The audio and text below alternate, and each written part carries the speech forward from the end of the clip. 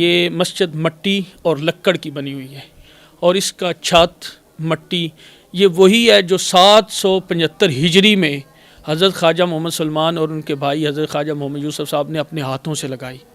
اور جب یہ مسجد مکمل ہو گئی تو خواجہ سلمان صاحب کی اولاد کا سلسلہ شروع ہو گیا، کیونکہ ان کی شادی تھی، تو انہوں نے اپنے بھائی سے کہا کہ اب ہمارا یہاں پہ حلقہ ارادت کافی ہے، تو اگر آپ اجازت دیں تو میں آپ کا کوئی رشتہ طے کر دوں اور آپ کی شادی کر دوں۔ تو انہوں نے کہا شادی ہوتی ہے اور اولاد ہوتی ہے نام کے لیے، کہ ایک بندہ ہے اس کا یہ نسب چلتا ہے پھر اس کا نام رہتا ہے، تو نام رکھنا ہے تو میرا نام اسی مسجد کے ساتھ ہے، میری مسجد قیامت تک اسی حالت میں رہے گی اور آپ کی اولاد اس مسجد کی خدمت کرے گی۔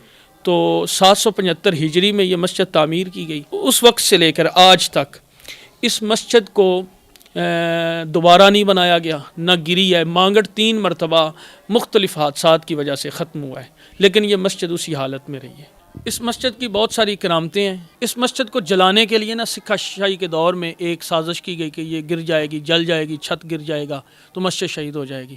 جب سکہ شاہی کا دور تھا، ہندوستان اور پاکستان کی تقسیم تھی، تو اسی دوران اسی مسجد کو آگ لگانے کی کوشش کی گئی۔ یہاں دھواں تو پیدا ہوا لیکن آگ نہیں لگی، اور آپ دیکھتے ہیں چھت جو ہے وہ اس میں بلیک تو ہوا ہے لیکن جلا نہیں ہے۔ سیم اسی کی ہر وہ چیز جو چھت کی ہے جو پہلے دن ڈالی گئی ہے 775 ہجری میں، وہی سیم موجود ہے۔ اسی طرح مسجد کو کٹ لگانے کی کوشش کی گئی، تلواروں سے، کلہاڑیوں سے، مختلف آزار سے، کہ یہ لکڑ کو کاٹ دیں گے تو یہ گر جائے گی۔ یہاں پہ انہوں نے تلوار کا وار کیا اس کو، تو وہ لکڑ کٹی تھوڑی سی تو اس میں خون کے قطرے شروع ہو گئے۔ جب انہوں نے خون دیکھا تو وہ لوگ ڈر گئے۔ پھر اسی طرح انہی دنوں میں ایک شیرنی یہاں پہ آتی ہے اور وہ 41 دن تک یہاں پہ اسی مسجد میں ٹھہرتی ہے، اور نمازی جب آتے ہیں تو وہ باہر گھومتی ہے، نمازیوں کی حفاظت کرتی ہے، اور جب لوگ نماز پڑھ کے فارغ ہو جاتے ہیں تو وہ مسجد کے اندر آ جاتی ہے، اور جب نماز کا ٹائم ہوتا ہے وہ باہر چلی جاتی ہے۔